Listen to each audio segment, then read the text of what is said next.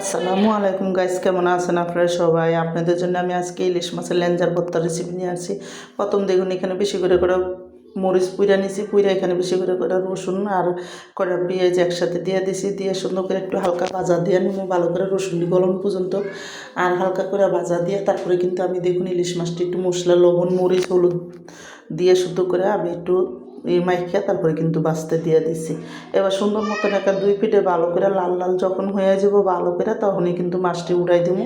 আর মাছটি সুন্দর করে ভাজা হয়ে গেলে আমি কিন্তু দেখুন এখানে শুকনো মরিচ আর লবণ দিয়া শুকনো মরিচটি ভালো করে ডইলা নেবো একটু লবণ দেওয়া।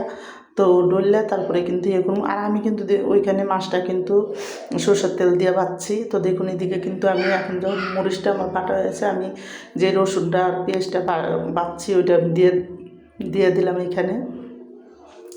তো দিয়ে ওটি একটু সুন্দর করে মরিচের সাথে ডইলা নিমু, ভালো করে ডইলা তারপরে কিন্তু আমি এখানে এক এক করে সব কিছুই ডলমু। তো দেখুন এখানে কাঁচা পেঁয়াজ দিয়ে দিলাম, কাঁচা ধনিয়া পাতা দিয়ে দিলাম, দিয়ে কিন্তু এখন মশলার সাথে ভালো করে একটু হালকা ডলা দিয়ে দিমু, যাতে সুন্দর করে মরিচ আর পেঁয়াজটি সুন্দর করে করা হয়।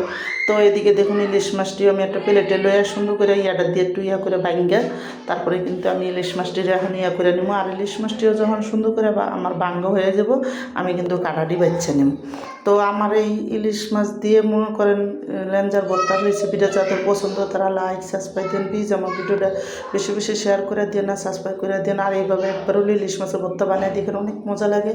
তো আমি দেখুন এদিকে কাটাটি বাচ্চা কিন্তু ইলিশ মাছটি সুন্দর করে মশলার সাথে মিলাই নিলাম, মশলার সাথে মিলাই ভালো করে একটু ডলে আমি কিন্তু এখানে করবো কইরা তারপরে কিন্তু আমি দেখুন এদিকে সব কিছু ভালো করে একটু ডলে দেবো। আর আমি কিন্তু সরষের তেলটা দেখুন এদিকে দিয়ে দিলাম, সবটি সরষের তেল দিয়ে দিলাম এখানে, দিয়ে কিন্তু ভালো করে ভর্তাটার সাথে মিলাই দেবো।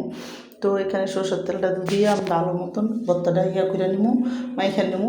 আর আমি কিন্তু লবণ টবণ সব দেখে তারপরে কিন্তু ভালো মতন ভর্তাটা বানানো হলে আমি এখানে একটু আচারের তেল দিয়েছি, দিয়ে কিন্তু ভালো করে আচারের তেলটা দিয়েও আমি একটু মাইখা নিছি। মাইখা কিন্তু আলু ভর্তাটা আমি ভর্তাটার ভিতরে একটু চাট মশলা দিই। তো অল্প করে একটু চাট মশলাটা দিছি যাতে ভর্তাটা খাইতে আরও মজা লাগে, মানে হালকা একটু দিছি আমি। তো দিয়ে কিন্তু দেখুন এদিকে আমার ভর্তাটা কিন্তু সুন্দর করে বানান শেষ। এখন ভর্তাটা আমি সুন্দর করে দেখুন ইয়াটা দিয়ে ডলা হয়ে গেছে। আর এই ভর্তাটা ভালো করে বানান শেষ। এখন হাত দিয়ে কাঁচায় একটা গোল করে আমি ভর্তাটা উঠে রেখে দিই। তো দেখুন এদিকে হাত দিয়ে সুন্দর করে কাঁচাইয়া তারপর কিন্তু ভর্তাটা আমার তো লাগছে একটু লবণ কম, আমি কিন্তু এখানে আর একটু লবণ দিছি, দিয়ে কিন্তু হাত দিয়ে ভালো করে লবণটা দিয়ে ভালো করে মেখে দিলাম। মাইখা তারপরে কিন্তু আমি ভর্তাটা উঠাই দেব। তো দেখুন এদিকে আমার ভর্তাটা কিন্তু সুন্দর করে মাখা শেষ। আর এদিকে দেখুন ভর্তাটা করছি। আর এই ভর্তাটা আজকে আমার মেয়ে বানাইছে, বানানো শেষ।